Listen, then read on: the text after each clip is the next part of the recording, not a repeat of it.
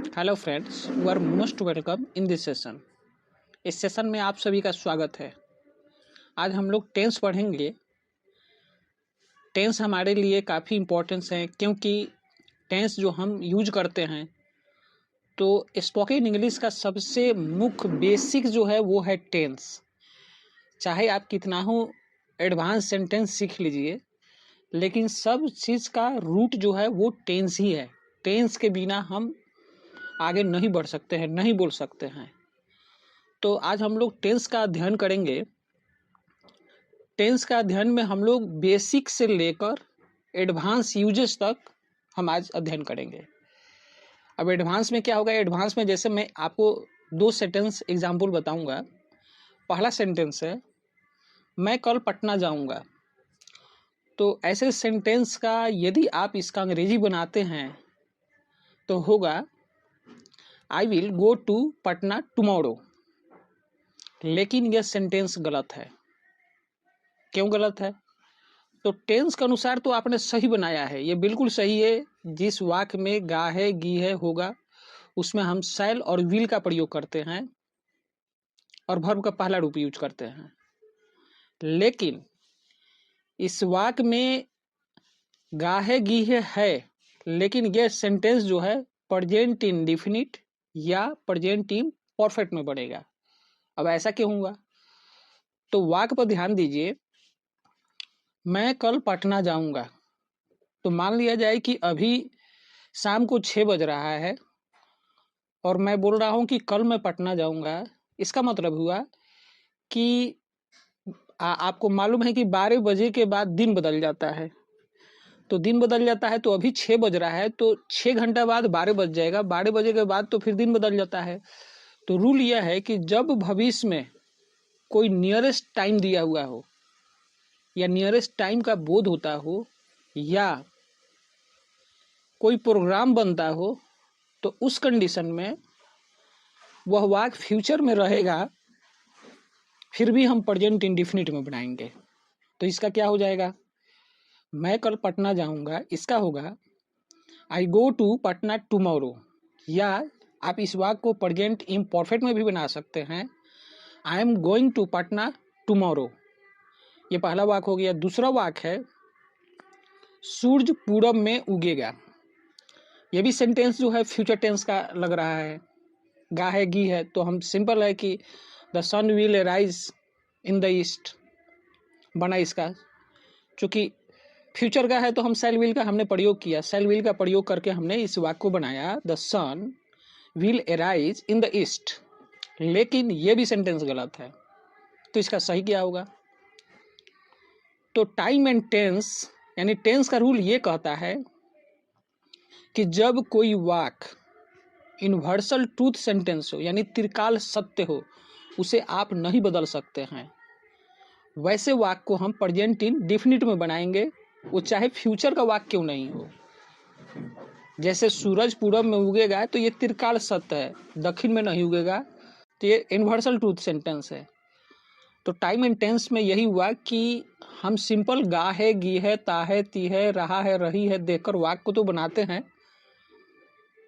तो उस वाक्य में 80% सेंटेंस सही होता है, लेकिन 20% सेंटेंस गलत होता है। तो आज हम लोग इस क्लास में टाइम एंड टेंस को ध्यान में रखते हुए हम पढ़ेंगे। बेसिक से लेकर एडवांस लेवल पर पढ़ेंगे। इस टेंस में मैं आपको ये भी बताऊंगा कि प्रेजेंट इंडेफिनिट टेंस का एडवांस यूज क्या है। तो हम बेसिक देखते हैं। पहला क्वेश्चन ये उठता है कि टेंस क्या है? What is tense? तो टेंस हमें किसी घटना के समय का ज्ञात कराता है, उसे हम टेंस कहते हैं। अर्थात कहा जा सकता है दूसरे शब्दों में कि टेंस से वर्ब के रूपों का ज्ञात होता है जो किसी खास बिंदु को दर्शाता है। जैसे मैं रोजाना खेल खेलता हूं। तो इस वाक्य में ता है ती है तो प्रेजेंट हो गया। दूसरा वाक्य है मैंने कल क्रिकेट खेला। यह वाक्य पास्ट इंडेफिनिट का है क्योंकि क्रिया के अंत में या है ई है। चूंकि हम टेंस का पहचानने का हमारा 3 बेसिक रूल होता है। पहला बेसिक रूल ये हुआ कि हम क्रिया को मुख्य बिंदु में रखेंगे, यानी मेन पॉइंट हमारा क्रिया होगा, उस क्रिया से ही हम सेंटेंस को पकड़ेंगे कि किस टेंस का है, वो प्रेजेंट का है, पास्ट का है, फ्यूचर का है। तो जैसे मैं रोज खेल खेलता हूँ तो ता है, यानी खेलना क्रिया है, क्रिया के अंत में क्या लगा है, ता है, तो ये प्रेजेंट इंडेफिनिट हो गया। उसी प्रकार दूसरा वाक्य है, मैंने कल क्रिकेट खेला, तो खेलना यहाँ क्रिया है, तो क्रिया के अंत में खेला या है, तो या है, ये है, तो ये पास्ट इंडेफिनिट हुआ। उसी प्रकार तीसरा वाक्य लेते हैं, मैं क्रिकेट खेलूंगा, तो इस वाक्य में यह फ्यूचर का वाक्य है। अब ये फ्यूचर का कैसे है, तो मैं क्रिकेट खेलूंगा, तो खेलना यहाँ क्रिया हुआ, क्रिया के अंत में गा है, गी है, हो तो फ्यूचर हो गया। तो इस प्रकार हम कह सकते हैं कि टेंस 3 प्रकार का होता है और प्रत्येक टेंस का 4-4 प्रकार होता है। तो ये हो गया। अब दूसरा पॉइंट ये है कि तीनों टेंस को हम लोग ध्यान में कैसे रखेंगे, क्योंकि हम जब अंग्रेजी बोलते हैं तो मुख्य किस पॉइंट को ध्यान में रखकर हम अंग्रेजी बोलेंगे, हमारा सेंटेंस बनेगा। तो इसमें मुख्य पॉइंट रखने लायक ये है कि टेंस जो 3 प्रकार का होता है, तो पहला प्रेजेंट टेंस की पहचान हमें अंग्रेजी बोलने वक्त एक ही पॉइंट रखना होगा ध्यान में, वो क्या है, क्रिया के अंत में क्या लगा है। जैसे खेलता है तो क्या लगा है, ता है, तो ये प्रेजेंट हो गया। वह जा रहा है तो रहा है, ये भी प्रेजेंट हो गया। चुका है, जैसे वह घर जा चुका है, ये भी प्रेजेंट हो गया। या ता रहा है, ये भी प्रेजेंट हो गया। अर्थात कहने का मेरा तात्पर्य यह है कि जिस क्रिया के अंत में ता है, रहा है, चुका है, ता रहा है, तो उसे हम प्रेजेंट टेंस कहते हैं। और टेंस को पहचानने के लिए हमारा मुख्य पॉइंट यही ध्यान में रखना है कि हमेशा कोई भी अंग्रेजी का वाक्य बनाते समय या बोलते समय क्रिया के अंत में क्या है। जैसे ता है तो है लगा हुआ है, तो प्रेजेंट। उसी प्रकार रहा था क्रिया, जैसे वह जा रहा था, तो रहना जो है उसमें क्या लगा है, था, तो ये पास्ट हो गया। तो मुख्य हम क्रिया को ध्यान में रखेंगे, उस क्रिया के अनुसार ही हम सेंटेंस भी बनाएंगे या अंग्रेजी भी बोलेंगे तो वर्ब का यूज करेंगे। तो जैसे पास्ट में क्या हुआ कि क्रिया के अंत में या, ये, रहा था, चुका था, रहा था, या समय सूचक हो, जैसे 2 घंटा, 4 घंटा, तो ये पास्ट टेंस हो गया। इसी प्रकार हम फ्यूचर टेंस को देखते हैं। फ्यूचर टेंस की पहचान यह होती है कि जिस क्रिया के अंत में गा है, गी है, ता रहेगा, चुकेगा, या रहेगा, और समय सूचक प्लस क्रिया में गा गेगी, तो इसे हम फ्यूचर टेंस कहते हैं। तो हमने तीनों टेंस को समझ लिया कि प्रेजेंट टेंस किसे कहते हैं, पास्ट टेंस किसे कहते हैं, फ्यूचर टेंस किसे कहते हैं। एक बार पुनः मैं रिवाइज करा दे रहा हूं कि प्रेजेंट टेंस की पहचान हमें यही रखेगा, सिर्फ क्रिया से हमें मतलब रहेगा। क्रिया में क्या है, ता है, ती है, रहा है, रही है, तो प्रेजेंट हो गया। पास्ट में क्या है, या है, ये है, रहा था, रही थी, चुका था, चुकी थी, तो ये पास्ट हो गया। फ्यूचर में क्या है, गा है, गी है, ता रहेगा, चुकेगा, या रहेगा, ता रहेगा, तो फ्यूचर हो गया। अब हम टेंस में ये देखते हैं कि किसी भी सेंटेंस को अंग्रेजी में बनाने के लिए वो किस टेंस में होगा, इसका सबसे की पॉइंट वो है वर्ब। वर्ब को हमेशा आपको पकड़ के रखना है। अर्थात इस पर मैंने एक कोटेशन बनाया है कि वर्ब को पकड़ोगे तो लव मिलेगा, यानी वर्ब को पकड़ के रखेंगे तो आपको प्यार मिलेगा। किससे मिलेगा, अंग्रेजी से, स्पोकन इंग्लिश से। तो यानी अंग्रेजी हम किसी भी टेंस में या कुछ भी बोल रहे हैं, बना रहे हैं, तो वर्ब को हमेशा ध्यान में रखना है। सब्जेक्ट तो सब में रहेगा, ऑब्जेक्ट सब में रहेगा, लेकिन वर्ब ही सेंटेंस को निर्धारित करेगा कि वो किस टेंस का है और उसके अनुसार हम बनाएंगे। तो हमने ये बता दिया कि टेंस जो है 3 प्रकार के होते हैं। पहला है प्रेजेंट टेंस, दूसरा है पास्ट टेंस, तीसरा है फ्यूचर टेंस। अब ये तीनों टेंस जो है 4-4 प्रकार के होते हैं। पहला इंडेफिनिट टेंस, कंटिन्यूअस टेंस, या इसे हम इम्परफेक्ट टेंस भी कहते हैं। Perfect tense, perfect continuous. तो मैंने 4 प्रकार बताया, इंडेफिनिट, कंटिन्यूअस, परफेक्ट और परफेक्ट कंटिन्यूअस। ये चारों के पहले प्रेजेंट लगा दिए तो ये प्रेजेंट का 4 हो गया। पास्ट के पहले ये चारों बोल दिए, जैसे पास्ट का indefinite, continuous, perfect, perfect continuous. उसी प्रकार फ्यूचर का इंडेफिनिट, कंटिन्यूअस, परफेक्ट और परफेक्ट कंटिन्यूअस। तो इसमें हमने समझ लिया कि प्रत्येक टेंस जो है 4 प्रकार का होते हैं। अब हम पहला सेंटेंस देखते हैं। पहला हम प्रेजेंट टेंस का पहला जो भाग है, जिसे हम बोलते हैं प्रेजेंट इंडेफिनिट टेंस, या इसे दूसरे भाषा में हम सिंपल प्रेजेंट टेंस बोलते हैं, और हिंदी में इसे बोलते हैं वर्तमान काल। अब हम किसी भी टेंस को कैसे पहचानेंगे कि ये प्रेजेंट का है, पास्ट का है, फ्यूचर का है? तो ऊपर मैंने आपको बताया था कि किसी भी सेंटेंस को पहचानने के लिए कि किस टेंस में बनेगा, हमें हमेशा क्रिया को ध्यान में रखना है, वर्ब को कभी नहीं छोड़ना है। क्योंकि मैंने ऊपर एक कोटेशन दिया था कि वर्ब के पकड़ के रखोगे तो लव मिलेगा। यानी लव का मीन्स आप स्पोकन सीखेंगे, ट्रांसलेशन बनाएंगे, तो वर्ब को पकड़ के रहना है। तो यहाँ प्रेजेंट इंडेफिनिट की पहचान ये है कि क्रिया के अंत में ता है, टी है, ते है, तो वो प्रेजेंट इंडेफिनिट है। जैसे वह जाता है, वह खाता है, क्या वह पढ़ता है, क्या तुम मुझसे बात करते हो। तो ऐसे सेंटेंस को हम प्रेजेंट इंडेफिनिट टेंस कहते हैं। अब हम आगे देखते हैं कि इस टेंस का बनाने का नियम क्या है, अंग्रेजी बनाने का नियम प्रेजेंट इंडेफिनिट का। तो सबसे पहले सब्जेक्ट लिखते हैं, उसके बाद वर्ब लिखते हैं, वर्ब में एस या ईएस जोड़ देते हैं, उसके बाद ऑब्जेक्ट लिखते हैं। अर्थात अंग्रेजी का कोई भी वाक्य रहता है तो एक कॉमन रूल ये होता है कि वाक्य का अंग्रेजी बनाने वक्त सबसे पहले सब्जेक्ट लिख देते हैं किसी भी टेंस का, उसके बाद हम वर्ब लिख देते हैं, अब वर्ब के बाद क्या होता है, ऑब्जेक्ट लिख देते हैं। तो सब्जेक्ट तो सब में रहेगा, ऑब्जेक्ट भी सब में रहेगा। मुख्य पॉइंट यहाँ वर्ब है। वर्ब ही सेंटेंस को निर्धारित करेगा कि ये प्रेजेंट का है, पास्ट का है, फ्यूचर का है। अर्थात पूरे अंग्रेजी में आप बोल रहे हैं या लिख रहे हैं, वर्ब को कभी नहीं छोड़ना है, हमेशा वर्ब को पकड़ के रखना है, और वर्ब भी आपको बताएगा कि किस टेंस का है।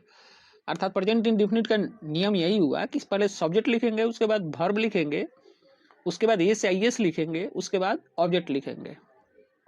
अब रही बात कि एस आई एस हम किस में यूज करेंगे, तो जब सब्जेक्ट ही, सी, राम हो, अर्थात थर्ड पर्सन, ही, सी, राम, मोहन, सीता, गीता, ये थर्ड पर्सन है।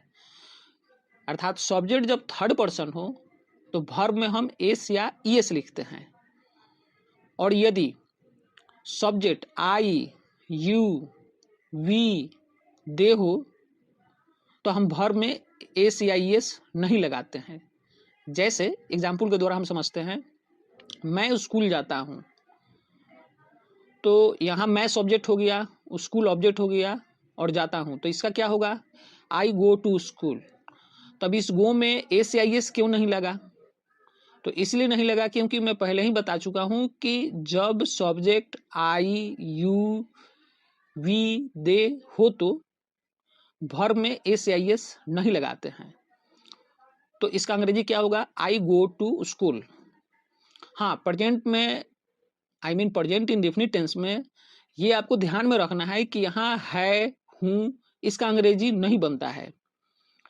जैसे मैं स्कूल जाता हूँ, इस वाक्य को देखा जाए तो जनरली मैंने बहुत ऐसे बच्चों को देखा है जो 9वीं में 10वीं में पढ़ते हैं, 8 क्लास में पढ़ते हैं। यदि मैं उनसे ये पूछता हूँ कि मैं स्कूल जाता हूँ, तो बनाते हैं I am going to school, तो वो है का अंग्रेजी एम लिख देते हैं।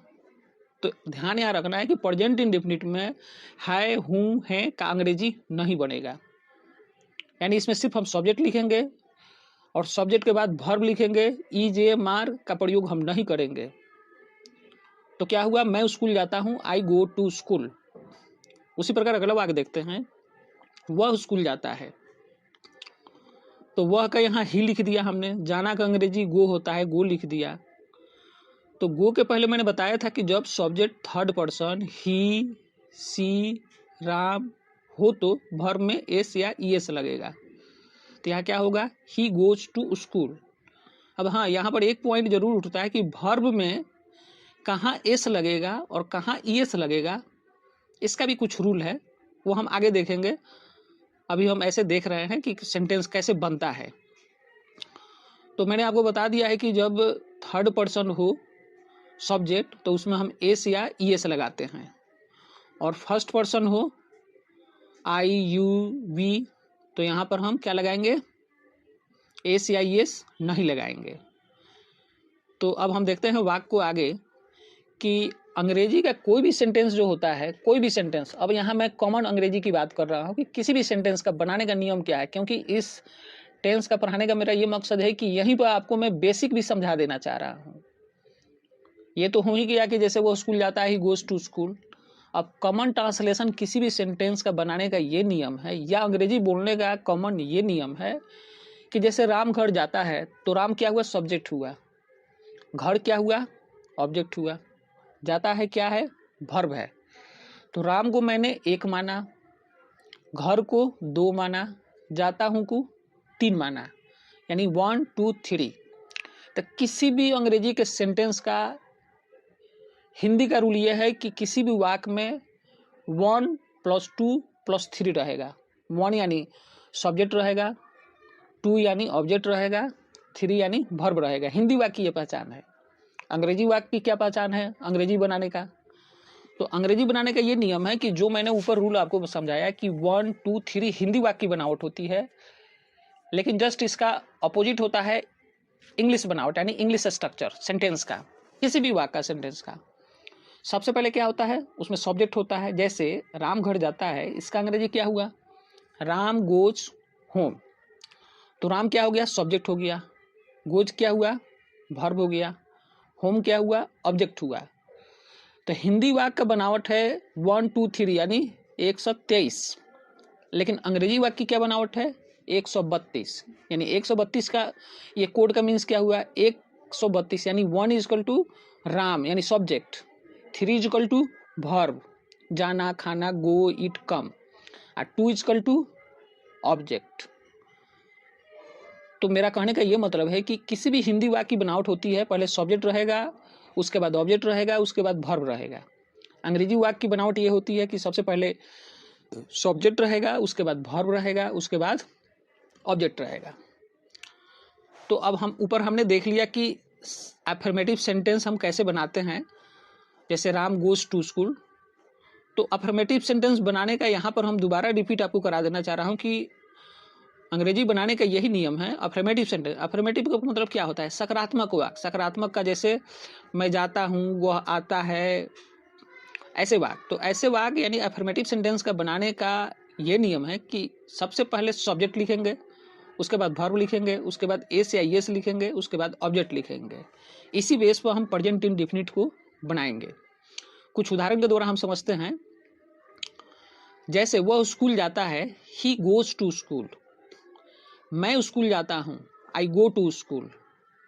मैं जाता हूँ, आई गो। बच्चे स्कूल जाते हैं, चिल्ड्रन गो टू स्कूल। अब यहाँ पर एक पॉइंट ध्यान रखने लायक है कि बच्चे स्कूल जाते हैं तो चिल्ड्रन है, तो यहाँ पर गोज होना चाहिए। तो यहाँ रूल नंबर 1 ये है कि जब सब्जेक्ट थर्ड पर्सन प्लूरल हो तो वर्ब में एस या एस नहीं लगेगा। तो बच्चे स्कूल जाते हैं तो होगा चिल्ड्रन गो टू स्कूल, यानी गो में एस या एस में नहीं लगा रहा हूँ। यदि यहीं पर होता कि बच्चा स्कूल जाता है तब क्या होता, चाइल्ड गोज टू स्कूल। लेकिन यहाँ चिल्ड्रन है, यानी चाइल्ड का मतलब एक वचन है, चिल्ड्रन यानी बच्चे बहुवचन है। तो जब सब्जेक्ट प्लूरल हो तब वर्ब में हम एस या एस नहीं लगाएंगे। पुनः इस बात को ध्यान में रखिए, जब सब्जेक्ट थर्ड पर्सन प्लूरल हो तो वर्ब में एस या एस नहीं लगेगा, और जब सब्जेक्ट फर्स्ट पर्सन सिंगुलर हो, जैसे बच्चा सिंगुलर हुआ एक वचन, बच्चे चिल्ड्रन ये बहुवचन हुआ, तो बहुवचन जो होगा उसमें एस एस नहीं लगेगा। अगला वाक्य देखते हैं। तुम सुबह में टहलते हो, you walk in the morning. अब इसी में इस वाक्य का निगेटिव सेंटेंस हम कैसे बनाएंगे, तो जैसे मैं नहीं जाता हूं, तो निगेटिव सेंटेंस बनाने का नियम यह है कि सबसे पहले सब्जेक्ट लिखेंगे, उसके बाद सब्जेक्ट के अनुसार डू नॉट या डज नॉट लिखेंगे, उसके बाद वर्ब का पहला रूप लिख देंगे। जैसे मैं नहीं जाता हूं, आई डू नॉट गो, वह नहीं जाता है, ही डज नॉट गो। उसी प्रकार इंट्रोगेटिव सेंटेंस हुआ, इंट्रोगेटिव सेंटेंस यानी प्रश्नवाचक वाक्य। प्रश्नवाचक वाक्य में हम सबसे पहले डू या डज लिखते हैं, उसके बाद सब्जेक्ट राम श्याम ही सी लिखेंगे, उसके बाद वर्ब का पहला रूप लिख देंगे। जैसे क्या राम जाता है, डज राम गो, क्या तुम जाते हो, डू यू गो। उसी प्रकार इंट्रोगेटिव में ही और भी तरह का वाक्य हम देख रहे हैं। तो इंट्रोगेटिव में क्या है कि सब वाक्य के सबसे पहले क्या रहेगा, तो उसका डू डज से बनेगा वो वाक्य। जैसे क्या राम जाता है तो डज राम गो। लेकिन क्या जब वाक्य के बीच में हो तब वहां पर हम क्या का अंग्रेजी व्हाट, या कहाँ होगा तो वेयर, ये हम लिखेंगे। तो जैसे वह कहाँ जाता है, तो वह कहाँ जाता है तो सबसे पहले कहाँ का अंग्रेजी लिखेंगे तो वेयर, उसके बाद सब्जेक्ट क्या हुआ ही हुआ, वह का ही हुआ, तो हो जाएगा वेयर डज ही गो। इसी प्रकार कुछ सेंटेंस देखते हैं। वह किताबें पढ़ता है, ही रीड्स बुक्स। वह सुंदरता से गाती है, she sings a beautiful. Way football खेलते हैं, दे प्ले फुटबॉल। मैं एक कार्यालय में काम करता हूँ, I work in the office. अब हम आगे देखते हैं कि प्रेजेंट इंडेफिनिट टेंस का एडवांस यूज क्या है। तो प्रेजेंट इंडेफिनिट की पहचान यह है, प्रेजेंट इंडेफिनिट का यूजेज यह है कि पहला यह है कि जब वाक्य यूनिवर्सल ट्रूथ हो तो वहां पर हम प्रेजेंट इंडेफिनिट के में ही बनाते हैं। यूनिवर्सल ट्रूथ का जैसे मैंने पहला वाक्य आपको समझाया था कि सूर्य यानी पृथ्वी सूर्य के चारों ओर घूमती है, या सूरज पूरब में उगेगा। तो यदि वाक्य रहता कि पृथ्वी सूर्य के चारों तरफ घूमेगी या घूम रही थी, तो ये रहा था रही थी है, इससे हमें ध्यान में नहीं रखना है। हमें ये रखना है कि सूर्य पृथ्वी के चारों ओर घूम रही थी, तो ये सेंटेंस ही हिंदी का गलत है, घूम रही थी नहीं, घूमती है। क्योंकि मैंने बताया कि जब वाक्य यूनिवर्सल ट्रूथ सेंटेंस हो तो उसे हम प्रेजेंट इंडेफिनिट में बनाएंगे। तो आपके हिंदी वाक्य की पहचान में उसमें गा गई हो, रहा था रही थी हो, कुछ भी हो, उस सेंटेंस को हम उस तरह से नहीं बनाएंगे। हमें यह ही सिर्फ ध्यान में रखना है कि जब सेंटेंस यूनिवर्सल ट्रूथ सेंटेंस हो तो उसे हम प्रेजेंट इंडेफिनिट में ही बनाएंगे। जैसे पृथ्वी सूर्य के चारों ओर घूमती है, या यही वाक्य रहता कि पृथ्वी सूर्य के चारों ओर घूमेगी या घूम रही थी, तो रही थी है लेकिन हम बनाएंगे प्रेजेंट इंडेफिनिट में। तो क्या होगा, the earth moves around the sun. उसी प्रकार दूसरा वाक्य देखते हैं, सूरज पूरब में उगेगा। तो उगेगा ये फ्यूचर का हुआ, गा गई है, तो यहाँ पर हम शैल और विल का प्रयोग करना चाहिए। तो मैं पुनः फिर रिपीट कर रहा हूँ कि सेंटेंस गा है, गी है, रहा था, रही थी, हो, उससे हमें कोई मतलब नहीं है। हमें सिर्फ यही देखना है, ध्यान में रखना है कि यदि कोई सेंटेंस यूनिवर्सल ट्रूथ क्या होता है, जिसे हम बदल नहीं सकते हैं, प्रकृति का वो नियम है जो डेली वही होता है। तो क्या हुआ, सूरज पूरब में उगेगा, तो ये उगेगा है लेकिन हम इसे क्या बनाएंगे प्रेजेंट इंडेफिनिट में। तो क्या होगा, the sun rises in the east. उसी प्रकार प्रेजेंट इंडेफिनिट का दूसरा यूजेज है, किसी की हैबिट बताने के लिए प्रेजेंट इंडेफिनिट का यूज किया जाता है। जैसे मैं रोज नहाता हूँ, आई टेक बाथ डेली। मैं प्रतिदिन स्कूल जाता हूँ, I go to school every day. तो ये तो कॉमन है, आप जो हम एफर्मेटिव सेंटेंस बना रहे थे वही है, यानी हैबिट जो आप डेली यूज करते हैं सेंटेंस को, डेली आपकी जो रूटीन है वैसे चीज को बताने के लिए हम प्रेजेंट इंडेफिनिट का यूज करते हैं। अगला यूजेज है प्रेजेंट इंडेफिनिट का, ये एडवांस यूजेज है कि किसी कहानी में किसी बीती हुई घटना अर्थात पास्ट इवेंट को जीवित या ताजा बनाकर दिखाने के लिए सिंपल प्रेजेंट टेंस का प्रयोग किया जाता है। जैसे एक उदाहरण के द्वारा हम समझते हैं, अंत में राम रावण को मार दिया था। तो वाक्य की बनावट से हमें लग रहा है कि ये पास्ट का है, तो मार दिया था तो हम पास्ट में बनाएंगे। तो मैं अभी पुनः रिपीट ये कर रहा हूं कि किसी भी पास्ट इवेंट यानी बीती हुई घटना को जीवित यानी ताजा उसको बताने के लिए सिंपल प्रेजेंट टेंस में इसे हम बनाएंगे। तो क्या होगा, at last Ravan kills Ravan, I mean at last Ram kills Ravan. उसी प्रकार दूसरा वाक्य है, विंस्टन चर्चिल ने गांधी जी को अधनंगा फकीर कहा था। यह भी वाक्य पास्ट का है, लेकिन हम इसे प्रेजेंट इंडेफिनिट में बनाएंगे। तो क्या होगा, Winston Churchill calls Gandhi a half naked फकीर। तो मैं आपको पुनः रिपीट कर रहा हूं कि किसी भी पास्ट की घटना को ताजा बताने के लिए, उस सेंटेंस को मतलब एक्साइटमेंट उस सेंटेंस में देने के लिए हम प्रेजेंट आई मीन पास्ट में हम ना बना के प्रेजेंट इन डेफिनिट में बनाएंगे। जैसे गांधी जी महान नेता थे, तो क्या होगा, तो Gandhi ji was great leader. लेकिन यदि इसी वाक्य को मैं ऐसे बोलूं कि Gandhi ji is great leader, तो ये वाक्य गलत नहीं है, सही है।